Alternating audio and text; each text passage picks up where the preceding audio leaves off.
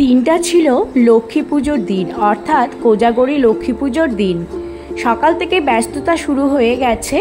আজকে বাড়িতে লক্ষ্মী পুজো হবে, তাই মায়ের মূর্তি একটা প্লাস্টিক দিয়ে মোড়ানো ছিল। প্লাস্টিকটা আমি খুলে নিলাম প্রথমে, তারপরে আমি নানান ধরনের জোগাড় এখনই শুরু করে দিয়েছি, কারণ সন্ধেবেলায় কোজাগরী লক্ষ্মী পুজো হবে।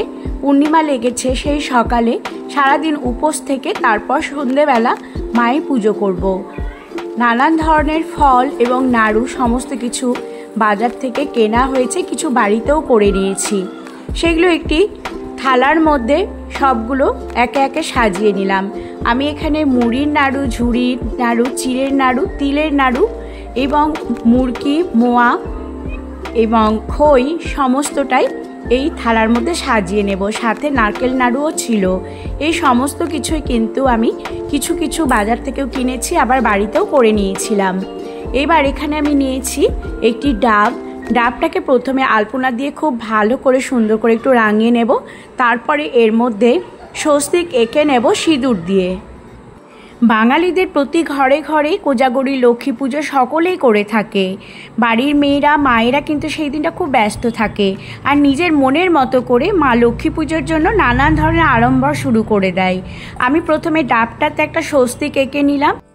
এবার একটা ঘট স্থাপন করব। ঘটের মধ্যে আলপনা দিয়ে রাঙিয়ে তারপর সিঁদুর নিলাম 5 ফোঁটা। আমের পল্লবটাও আমি রাঙিয়ে নিলাম আলপনার সিঁদুর দিয়ে। পুজোর জোগাড় যন্ত্রণা আমার মোটামুটি একেবারে কমপ্লিট হয়ে গেছে। এখানে মায়ের আসন পেতেছি একটা লাল সুন্দর কাপড় দিয়ে। তারপরে মা লক্ষ্মীর মূর্তিটা সেখানে বসিয়েছি, তার সামনে আলপনা একটু দিয়ে তারপরে 5 ফোঁটা সিঁদুর দিয়ে দিলাম।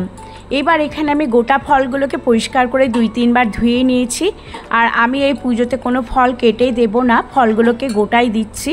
গোটা ফলগুলো আমি একটা পরাতের মধ্যে নিয়ে নিলাম। তারপরে আমি এখানে নিয়েছি 5 রকমের শস্য নিয়েছি। এর মধ্যে রয়েছে 5 কলাই। 5 কলাইটা সারা রাত আমি ভিজিয়ে রেখেছিলাম।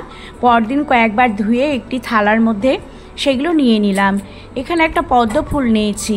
পদ্ম ফুলগুলোকে প্রথমে আমি একটু ছাড়িয়ে নেব। পদ্ম ফুলটা আমি ছাড়িয়ে নিলাম। মায়ের চরণে পদ্ম ফুল সেদিন না দিলে কিন্তু ভালোই লাগে না। কোজাগরী লক্ষ্মী পুজোতে একটা পদ্ম না দিলে কিন্তু মনটা কেমন করে। আর মায়ের প্রিয় ফুল হচ্ছে পদ্ম ফুল। তো পদ্ম ফুলটাও আমি সুন্দর করে একটু ছাড়িয়ে নিয়েছি। তারপরে নিলাম পদ্ম চাকা। পদ্ম চাকাও কিন্তু লক্ষ্মী পুজোর দিন লাগে। পদ্ম চাকাটা বোটা বড় ছিল, সেটি আমি ভেঙে নিলাম।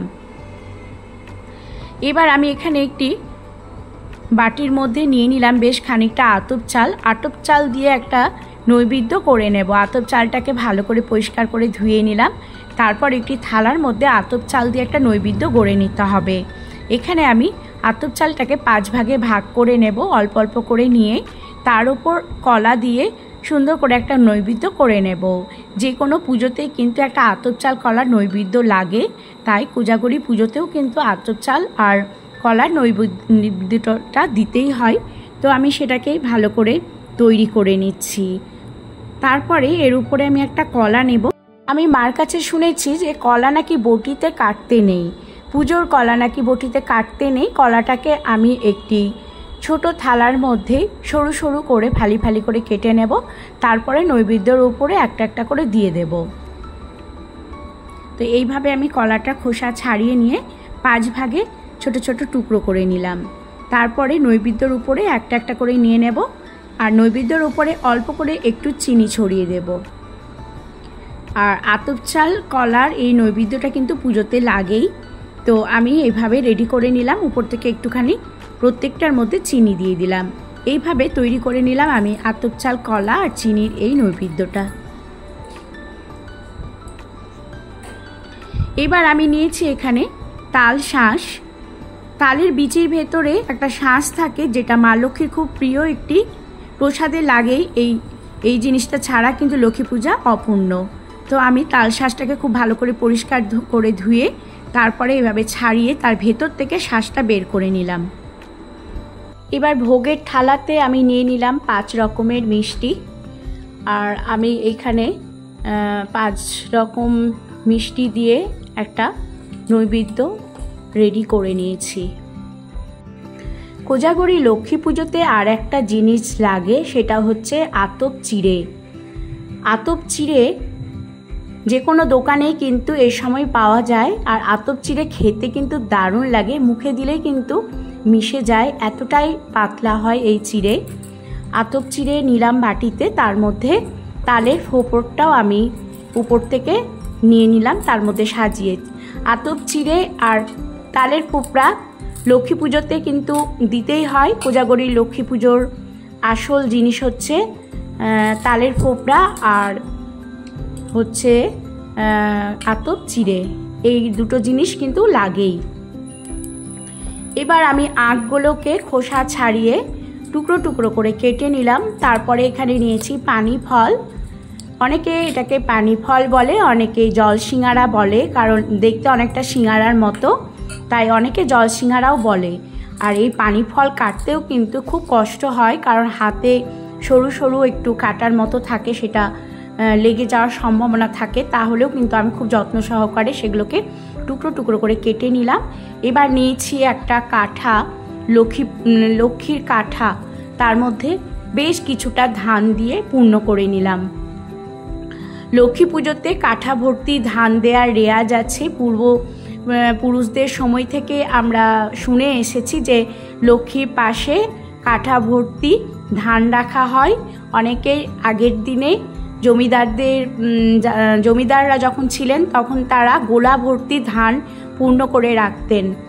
তো আমি এখানে ছোট একটা কাঠা ভর্তি ধান, তার উপর শাখা আর নিয়ে নিলাম কয়েকটি কড়ি, সেটা মায়ের পাশে রেখে দিলাম। আর এখানে নিয়েছি ধানের শীষ, মায়ের হাতের উপর ধানের শীষটা আমি দিলাম।